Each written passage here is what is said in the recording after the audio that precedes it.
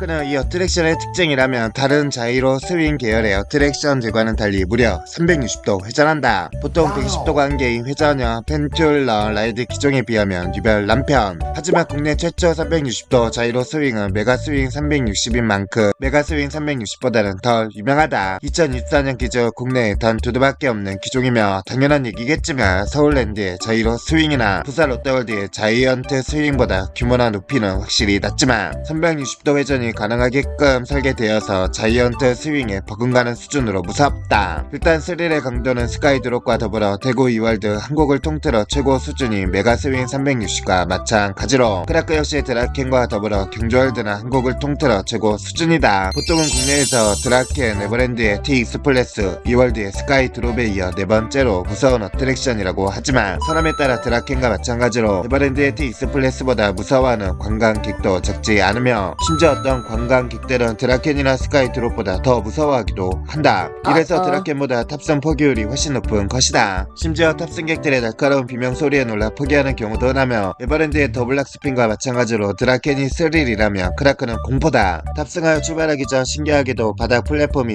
6동분으로 쪼개져서 바깥쪽으로 이동하는 방식으로 열린다. 물론 메가스윙 360이랑 같은 방식이지만 여기서 한 번 더 설명하자면 초반에는 일반 자이로 스윙과 비슷비슷하다가 각도가 120도를 넘기며 이제 서서히 거꾸로 뒤집히기 시작하고 이후에는 360도로 빠르게 돌기 시작한다. 이때 4.5G 정도의 강력한 G포스와 무중력을 사방에서 느끼는 재미가 그야말로 백미. 물론 크라크라고 해서 꼭대기에서 안 멈출까? 그건 절대 아니다. 경주월드가 이월드에 설치된 그것과 동일한 기종으로 들여온 데다가 360도 회전이 되는 자이로 스윙인 만큼 가끔 정말로 30m 꼭대기에 매달려 있을 때도 있다. 이렇게 뒤집힌 상태에서 멈출 때는 드라켄 밸리와 경주월드 내부는 물론 보문호수까지 아예 거꾸로 보이기 때문에 꽤 무섭고 어지럽다. 물론 주변 환경이 주는 무서움은 산 위에 있어 체감 높이가 더 높은 메가스윙 360이 더 심하지만 대신 크라크는 메가스윙 360의 운행시간인 3분 30초보다 40초 더 긴 4분 10초 동안 태워주는 등 절대로 둘 중 뭐가 더 무섭다고 할 수 없을 정도로 서로 맞짱을 뜰 수 있는 어트랙션이다. 게다가 뒤집어진 상태에서 내려가기 직전까지 몇 초간 느리게 움직이는 동안 머리와 얼굴에 피가 쏠려 느껴지는 평소에 몇 배나 되는 압박감이 스릴을 더한다. 심지어 안전바가 하체 안전바와 상체 안전바가 둘 다 있는 게 아닌 상체 안전바만 있어서 어깨 배 상의만 잡아주기 때문에 거꾸로 매달리는 동안에 엉덩이와 다리가 의자에서 떨어져 안전바 하나에만 의지한 채 지상 30m에서 발도 못 디디는 상태에서 속절없이 거꾸로 대롱대롱 매달리는 상태가 된다. 그래서 사람들은 안전바가 열릴 것 같은 무서움, 안전바 구멍으로 쏙 빠질 것 같은 무서움, 떨어질 것 같은 무서움 등 다양한 무서움을 얘기한다. 이렇게 밑으로 떨어질 때 메가스윙 360처럼 멈췄다 마치 수직 혹은 둔각 롤러코스터 마냥 아무런 예고도 없이 갑자기 시속 80km로 내려가는데 좀 더 무섭고 정확히 말하면 이건 내려간다기보다는 추락에 가까우며 이때 보통 사람이라면 엄청난 공포감과 4.5G의 높은 중력 가속도로 인해 드라켄, T-익스플레스, 스카이드롭, 메가스윙 360과 같이 비명도 못 지른다. 비명 지르는 게 대단할 정도.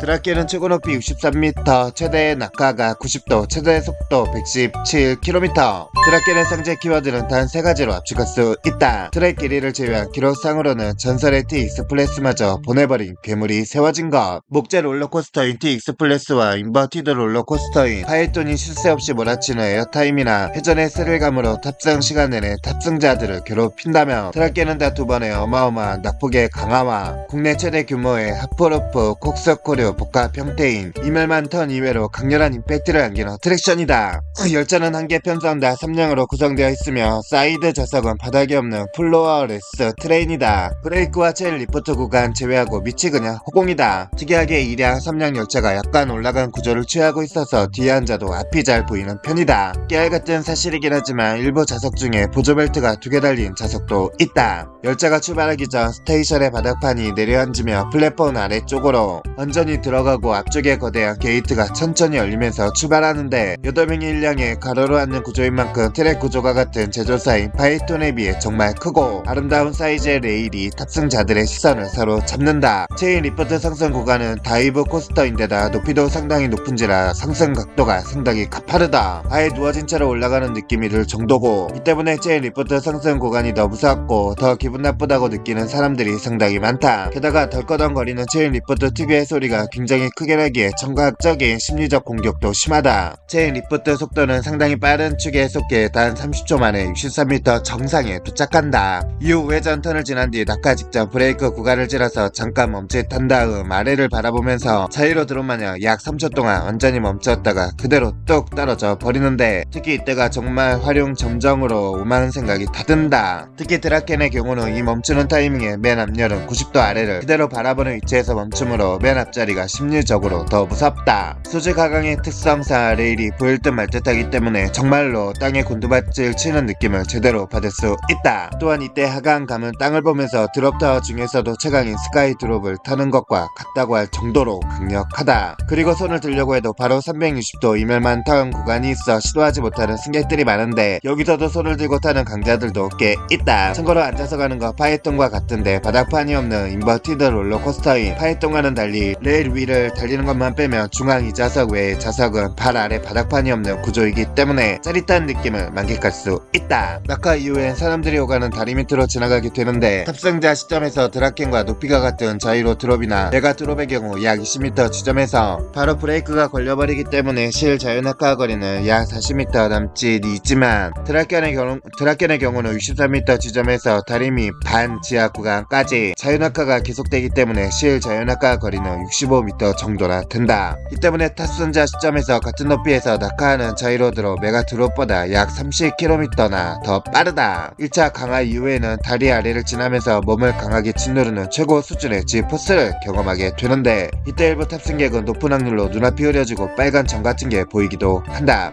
그 다음에는 상승으로 각도가 반전되며 이멸만 턴 구간을 지나게 된다. 이후엔 2차 강화 구간 직전 브레이크가 걸리는데, 2차 강화도 수직 낙하 구간에 못 미치지만 80도 정도이며 높이는 41m이고 1차 강화와 마찬가지로 지하 및 구간까지 떨어지기 때문에 2차 하강 구간도 실 자유낙하 거리는 45m 정도이다. 속도도 대략 100km 정도로 추정된다. 2차 강화 이후에 마찬가지로 똑같이 이멸만 턴 구간을 지나게 되고, 에어타임 언덕 구간을 통과하는데 멀리서 보기에는 그리 큰 규모가 아니기에 대수롭지 않게 생각할 수도 있지만, 실제로 탑승해보면 상당히 강력한 에어타임을 느낄 수 있다. 두 번째 이멸만 턴 이후 속도가 거의 줄지 않은 상당히 빠른 속도로 이 구간을 통과하기 때문, 어쨌든 빠른 속도로 언덕 구간을 지나간 직후에 워터 브레이크 구간을 거치는데, 열차 하단에 있는 스콥들이 물을 떠내면서 거대한 물살을 만들고 속도를 줄이는 브레이크 역할을 하게 되는 것이다. 워터 브레이크 이후에는 왼쪽으로 급커브 유턴을 하게 되고, 이후 브레이크가 걸리며 스테이션으로 돌아오는 시기다. 정거장의 브레이크는 1차 강화 직전, 2차 강화 직전, 정거장 직전, 제2열차 대기 구간으로 총 3곳이다. 다만 트랙이 상당히 짧긴 하다. 물론 더 길면 더 무서울 수도 있지만 1차 하강 후 한번 돌고 나서 바로 브레이크 구간을 거치니 실질적으로 117km의 속력을 유지하는 구간은 1차 하강과 이멸만 턴 구간뿐인 셈. 사실 다이브 코스터라는 기종이 평균 속도가 빠른 편에 속하지 않고 순간적으로 강력한 속도를 내는 것이 특징이다. 따라서 드라켄이 63m짜리 1차 하강과 50m짜리 이멸만 턴에서만 최고 속력을 내는 것은 기종 특성상 어쩔 수 없는 셈이다. 무지막지한 수치와 별개로 건설 비용은 비싸지 않다. 360억 원이 들어간 TX 플래스의 절반 남짓한 수준. 이는 드라켄은 트랙이 짧기 때문이다. 세계적으로도 트랙 길이로는 순위권에 들어가는 TX 플래스와 1km 남짓한 드라켄은 건설 비용이 차이가 날 수밖에 없다. 트랙 길이가 비슷한 파이톤은 150억 원으로 드라켄과 비슷한 수준이다.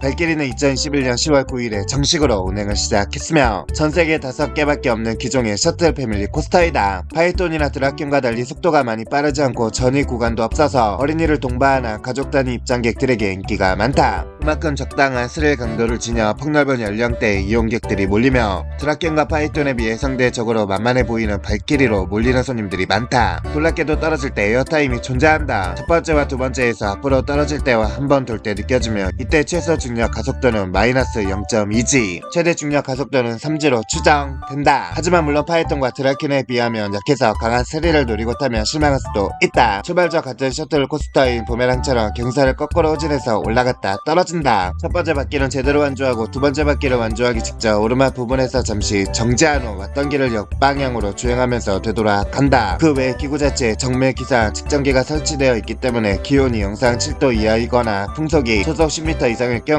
온유하기도 한다. 이는 같은 롤러코스터인 드라켄, 파이톤도 마찬가지.